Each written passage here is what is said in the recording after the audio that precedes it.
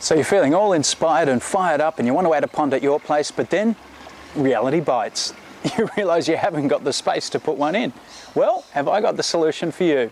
It's a pond in a pot. Using a high-tech brushable one-pack membrane, that's waterproofing paint for you and I.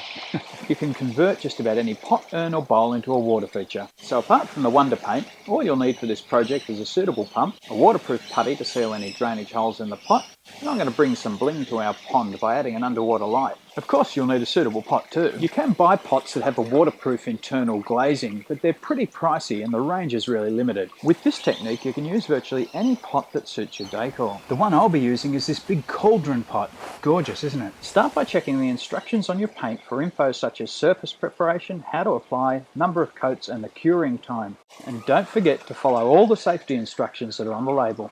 Clean your pot based on those directions. At the very least you'll need a good scrub and then rinse it out thoroughly a couple of times. Once your pot's dry, seal any drainage holes. I'm using a 2-part putty. It comes in a stick and you just knead it to blend and then you plug the hole and let it set. It only takes around 60 minutes to cure. I have heard it recommended that you feed the power lead for your pump through one of the drainage holes and then putty it in place. Personally, I think that's a seriously bad idea. Over time, as the lead jiggles around, it's too likely to create a leak. And then if your pump fails, what are you going to do? You'll have to reseal that whole area as you pull the lead out. Once the putty is set, it's painting time. Use a brush or roller, whichever suits you best, and just make sure you get even and complete coverage over the entire surface you need sealed.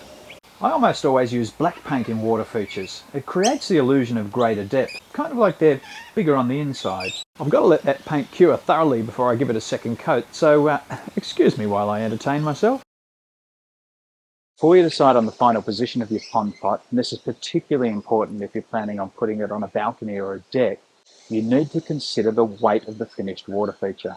My pot alone weighs over 50 kilos. By measuring and multiplying the height by the depth by the width, I was able to do a rough volume calculation.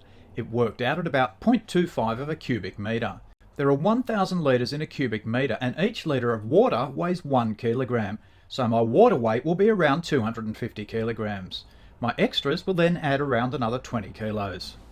That means my pond pot is going to weigh in at over 320 kilos. That's well over 1/4 of a metric tonne. Obviously not something you want to park in the corner of a timber deck. All sealed and dry. Now the very important step of getting it level. Check side to side, front to back and diagonally. Once that's sorted, it's in with the pump. Now the decision you face is what you want to do with your water output.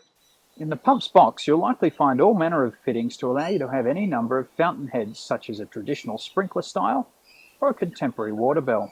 For ours, I'm going to convert this beautiful old sandstone grinding wheel. At this point, you may need to add some extra flexible pipe or a rigid riser pipe. Now it's time to fill your pot with water. Make sure you don't take your water level up above the area that you applied your sealant to. Now you can plug your pump in, turn it on, and make any adjustments to the water flow to get it the way you want it. And there you have it, a pond in a pot.